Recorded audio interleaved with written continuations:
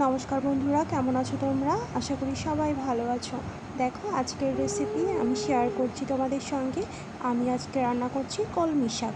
প্রথমেই শাকগুলোকে ভালো করে কেটে, ছোট ছোট করে কেটে সুন্দর করে ধুয়ে সিদ্ধ বসিয়ে দিয়েছি।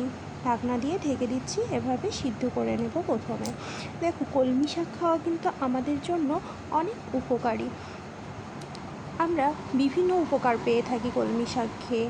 কলমি শাকে রয়েছে প্রচুর পরিমাণে ভিটামিন, খনিজ এবং ফাইবার সমৃদ্ধ পুষ্টিকর উপকারিতা তো পাবাই।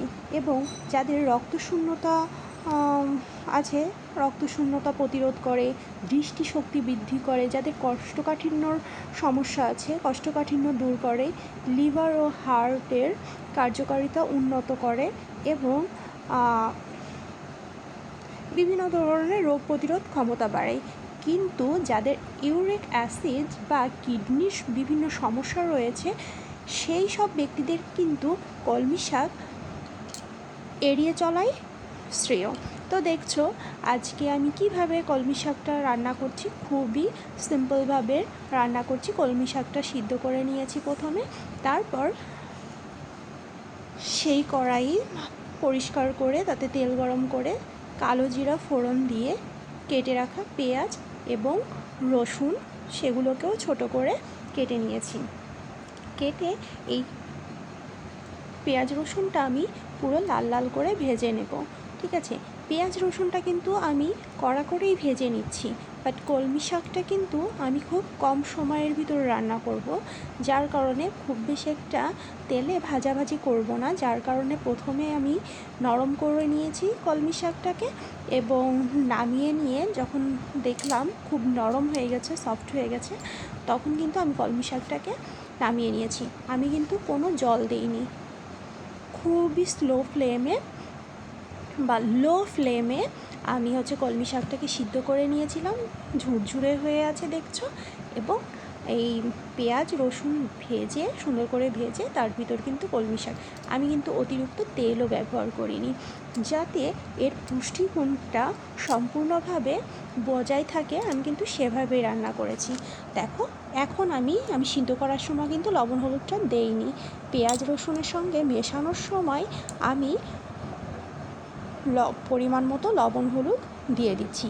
ও এর সঙ্গে কাঁচামরিচ কিন্তু আমি ছোট ছোট করে কেটে ওই শাক সিদ্ধ করার সময় দিয়ে দিয়েছিলাম, তবে সেটা খুবই কম পরিমাণ, খুব যাতে ঝাল না হয়ে যায়।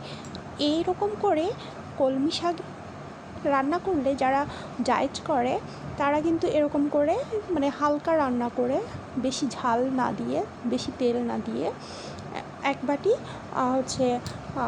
কলমি শাক আমরা খেয়ে নিতে পারি। ঠিক আছে, এটা কিন্তু আমাদের শরীরের জন্য ভীষণই উপকার। তবে বললাম যে যাদের ইউরিক অ্যাসিডের পরিমাণ শরীরে বেশি থাকে বা কিডনির সমস্যা আছে, তাদের কিন্তু কলমি শাকটা এড়িয়ে চলাই উচিত। এছাড়া কিন্তু আমরা বিভিন্ন রকমের উপকারিতাই কলমি শাক থেকে পেয়ে থাকি।